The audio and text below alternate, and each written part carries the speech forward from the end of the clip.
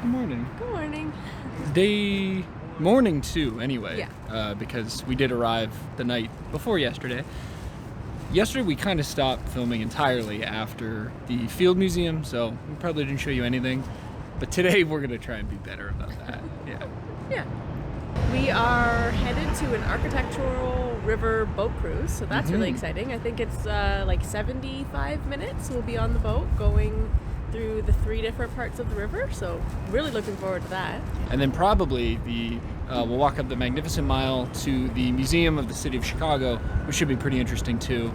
Got my free coffee from the hotel, but I'm a little snacky, so we're gonna go to Dunkin' Donuts because we're downtown and it seems like a lot of stuff's kind of closed on Sundays. Yeah. So part of me feels like I should eat at like a little fancy local place, but part of me says I should just get Dunkin' Donuts. So we're gonna do that.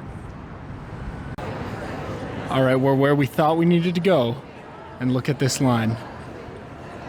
First we were worried it was for the architecture boat tour, but we have since come to realize that Harry Styles' album just came out and he is in Chicago and there is a pop-up merch store. Thank God this is not our line. 9:58. There's a 10 a.m. stop. We're gonna make it. We're on the boat. We made it. Are you sad you're missing Harry Styles though? No, Harry's great, but like, I'm not gonna wait in those lines, like ever, probably, for an artist. Yeah. And look at what we're gonna see instead. We're gonna learn all about these buildings. I think that is the Wrigley building from the chewing gum company that Wrigley Field is named after. But we'll find out for sure very soon. A lot of old brick buildings in this area though. All these people waiting for Harry Styles. Pop-up shop for Harry Styles. As a high school teacher, I should tell you that I just learned who Harry Styles was this year. My students were not impressed.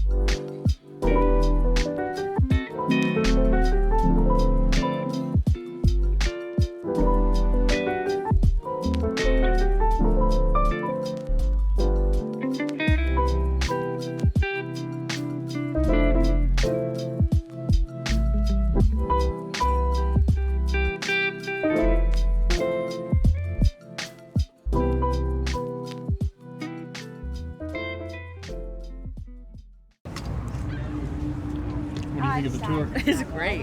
Yeah. As all tours we ever do are. And our tour guide is awesome. I know, good jokes too. Yeah. Check out these views.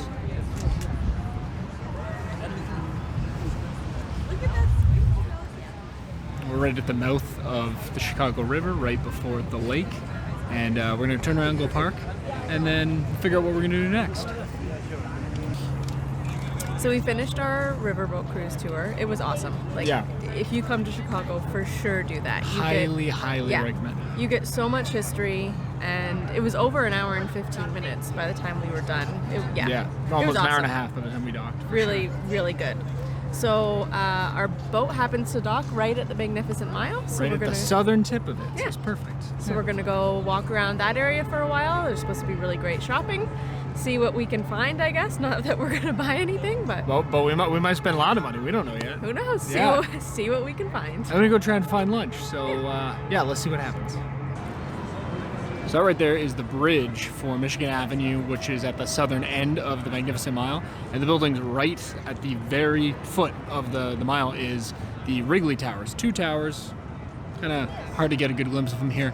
But one of the things we just learned on our architecture tour was that the Wrigley family no longer owns it, or the Wrigley company doesn't own it. They sold in 2011 for something like $33 million, which is not a lot given the prime real estate of where it is located. And that was further backed up by the fact that the people who bought it in 2011 sold it in 2018 for something like $250 million. So real estate prospecting was something I'm gonna look at getting into, because clearly there's a lot of money to be made. Okay, so as we're walking down the Magnificent Mile, we came across what we thought was a Roots store. It still says Roots everywhere on both sides of the building. The top up top of the door still says Roots. It's got all the wood around it like you would see in Roots back home. And we get up to cross the road, get up to it, and it is now a Mexican gift shop. So I guess we're not going to Roots in Chicago. Just a block down from Roots, we found this Starbucks we heard about that has 5 different floors. Each is a different experience. And there is a literal line to get into this Starbucks. The Starbucks line was longer than we thought. It goes all the way around the corner just to get that sweet, sweet latte. So right in front of us is the Hancock Tower, which is the 5th largest tower in the city of Chicago. It's about 100 floors, and there is a big viewing platform. I think it's called 360 Chicago, right up near the 94th floor, and a restaurant right above that. So we're gonna go do either the restaurant or the viewing platform. We haven't decided yet. We do have access to 360 Chicago from the Go Chicago City Pass that we bought for the weekend. So yeah, we're gonna decide whether or not we want to eat here based on probably the prices.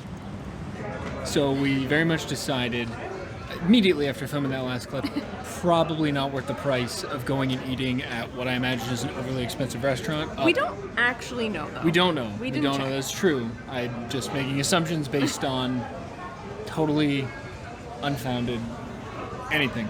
Anyway, we figured since we had the tickets to 360 Chicago, we'd check out the line. Almost no line. It was so short. Yeah, we were waiting in line for 5 minutes. It's not busy up here at all. No, in fact, you can see behind us, there's people, but it's not like crazy busy, and probably worth it given the view. Yeah. Check this out. This is the view. We're on the 94th floor, about 1,000 feet up, and what is the 5th tallest tower in Chicago. Obviously the famous Sears Tower, now named the Willis Tower over there, and many other Chicago landmarks. And here's the view on the lakeside. And as Natasha just pointed out, the water here is so blue, it looks like we could be in Florida. But this is Lake Michigan. So we have left 360 Chicago. Obviously we're on the ground. That's a sidewalk right there.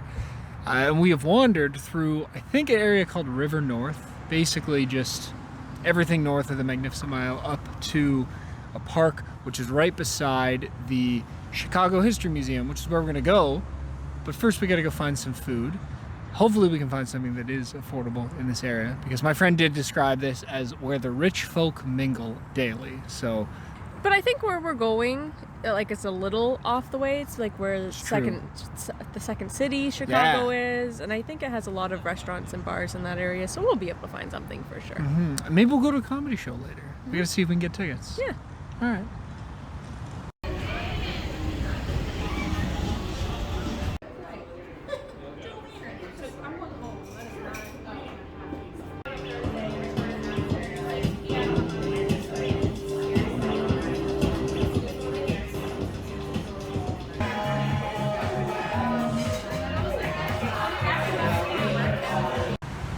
We just had breakfast, or not breakfast, lunch, Lunch. at a place called Broken English, and the tacos were It spectacular. was very good. Just like a random find, but 10 Yeah. out of 10 recommend. Absolutely. So come here. We are on our way to the Chicago History Museum.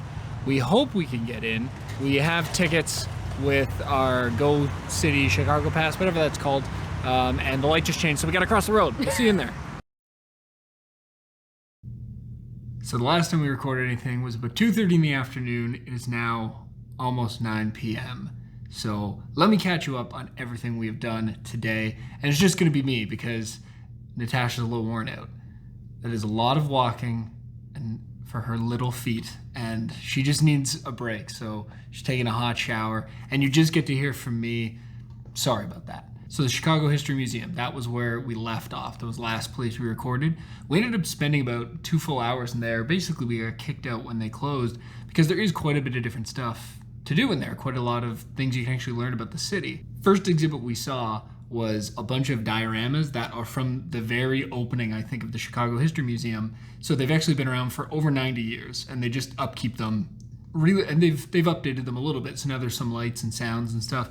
I don't really think of dioramas as the way that is best to convey history, but this has kind of changed my mind that it is a very good way because we've done a lot of reading at the museums we've been at. So actually just looking at something with minimal reading was also very, very nice. Then there was a whole exhibit that we saw on the kind of rise of Chicago as this massive Midwestern city, because the location of the Chicago River and how they were able to cut a canal that branches into another major river made it the perfect location for stuff to come in from the Great Lakes and stuff to be shipped all throughout the rest of America, Midwest America anyway. So furniture, books, clothing, all kinds of different stuff really originated in Chicago. Basically, mail order catalogs, we found out, came from Chicago. So Sears, for example, the Sears Tower, now the Willis Tower here, is named after somebody Sears, who started a mail order business in Chicago.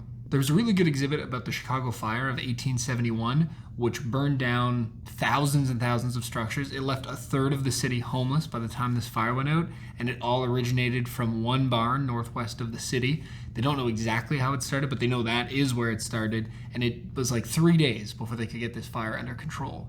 The fire is a big part of Chicago's history, but the recovery of it was fascinating as well, because just over 20 years after that, they hosted a World's Fair in which over 24 million people visited the World's Fair in a 6-month span. The museum talks about all the construction that had to be done to prepare for this World's Fair and how it was such a boon for the economy in Chicago. So overall, recommended. The museum, very interesting stuff if you do want to hear about the history of the city.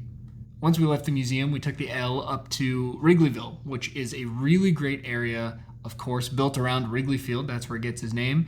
And we just wanted to see what Wrigley Field looks like because we're both baseball fans. Natasha's actually a bigger baseball fan than I am. And we just wanted to see what that area and what the stadium was like.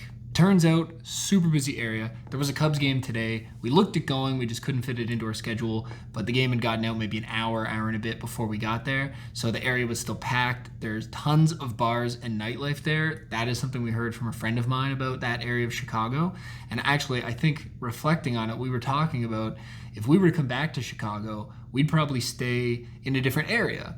We are in downtown right now, but the area around Wrigleyville and Old Town, which is actually just to the west of the Chicago History Museum, those seem like really great areas with a lot of just a really good vibe, a lot of nightlife, a lot of bars and restaurants.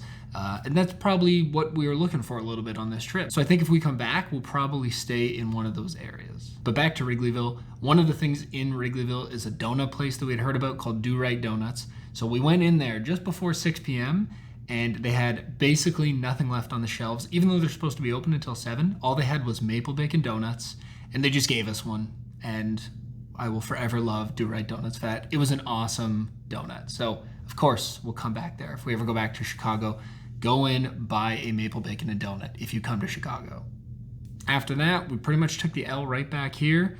And now we're just resting up trying to figure out what to do for dinner, but it's also pretty late in the day, so I think we're going to do something we've actually never done before. We have a lot of leftovers from the last couple nights, and there is some vending machines on the upper floor of the hotel. So I'm just gonna go raid the vending machines, spend all the cash we have, and we're gonna eat disgusting, horrible food for us all night and rest up so that we can have a really good last day tomorrow in Chicago, because our flight the following morning is at 7:30 a.m. or something like that. So we have to be up very, very early to get to the airport.